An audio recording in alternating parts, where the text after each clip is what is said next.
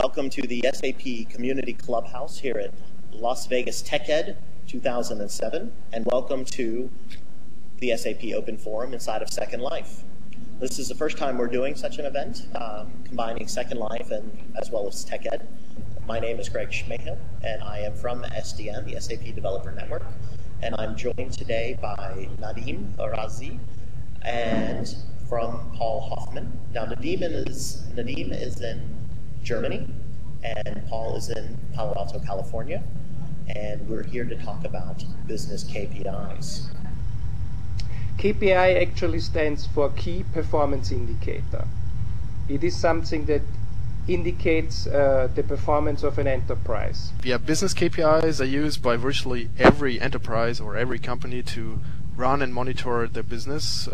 Some companies do it in a more sophisticated way, some in a more, let's say, hands-on way, but virtually every company uses KPIs. And KPIs are figures like revenue, like costs, like profit, but also others like lead times and service level agreements. So they're used for various kinds of business processes. Mainly, every business process can be measured by a business KPI.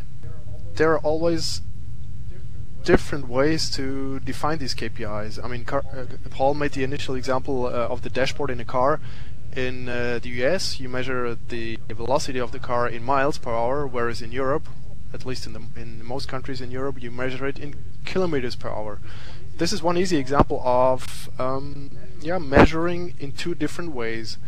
And this is actually one of the main challenges we have when we talk about business KPIs, that one company talks about the KPI but names it either in a different way or just calculates it in a different way, and another company does not use the identical KPIs, which is not so much of a problem for a company itself, because if they constantly use the same KPIs, they are kind of consistent, but it's a problem when it comes to comparing one against each other.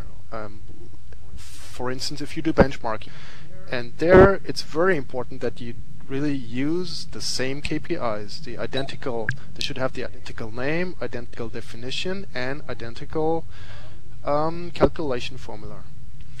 And this actually leads me to the goal of the project which I'm currently involved in.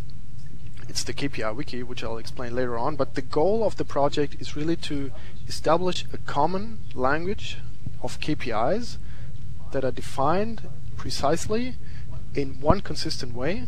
And these KPIs should be accepted by the market in general. And this is exactly why we put up the KPI Wiki project, which is really a community approach to define this common KPI language. Now here's the idea.